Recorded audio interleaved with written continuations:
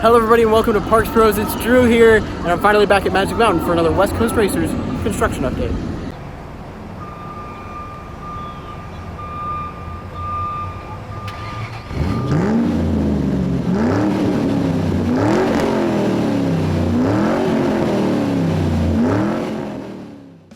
So to get this update started, we start off at the station area, which you can see is below where the spaghetti bowl section is, and it's all complete itself. But you can see they have dug up many trenches for the rebar cylinders to be placed underground to begin the foundation for a lot of the station. So that's pretty much the biggest thing as of right now. They were filling it up with multiple different casings of rebar, and you'll see that later on in the video as well.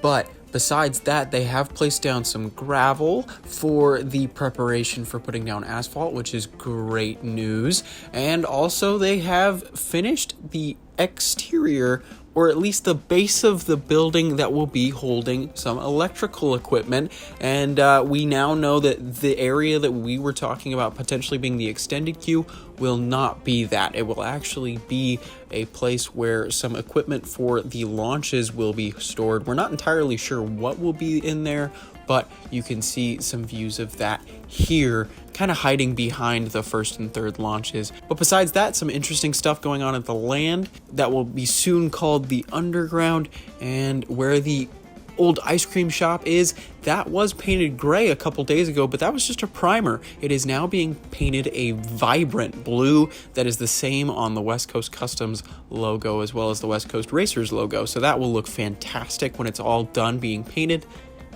As well as the old candy shop is looking fantastic with its new exterior that is covered with wooden planks that actually look really nice and stylized. I'm wondering if they're going to paint that at all, but we'll just have to wait and see for that in the future.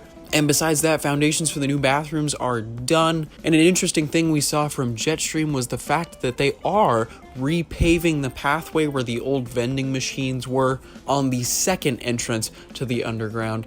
So no more vending machines in that area as of right now, but supposedly there will be some freestyle machines in a membership lounge that will be on that side of the land. But hopefully we'll be able to travel down from the entrances to Tatsu and Roaring Rapids straight down to the underground very soon to get to Apocalypse, which in other news was testing yet again yesterday, but it did start testing after we left. But we did get word from a couple people that it was. And huge thanks to Dwayne for the video. But everything is really coming along very quickly here. And here's just a quick look at one of the rebar casings being lowered into the ground. I thought that was very cool to see from the Jetstream queue. But besides that, the West Coast Racers Preview Center was closed for us, and it looked like some of the shelves had started to be emptied. So we'll see what ends up happening with the Preview Center in the future. I know it's been closed for a majority of the days that we've gotten updates as of late. So maybe it's just because it's not that busy at the park when we go, and maybe it's just open weekends now, but I'm not entirely sure. If anyone knows, just let us know down in the comments section below.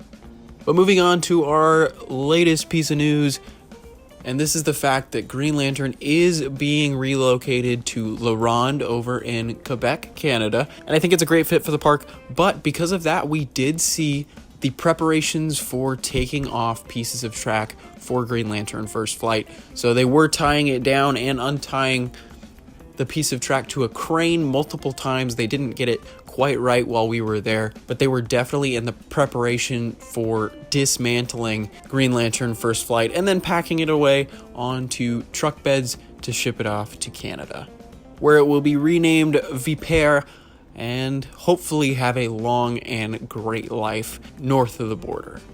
But that is all we have today. Pretty exciting stuff coming from the underground as well as West Coast Racers.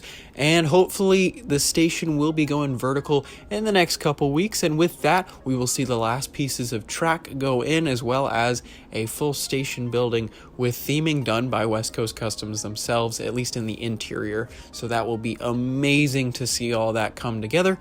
But make sure to stay tuned here at Parks Pros for tons of new updates about the coaster as well as the land itself, and even updates for other rides that will be coming in the future to Southern California theme parks. But thank you so much for watching, and until next time, we'll see you on the next ride.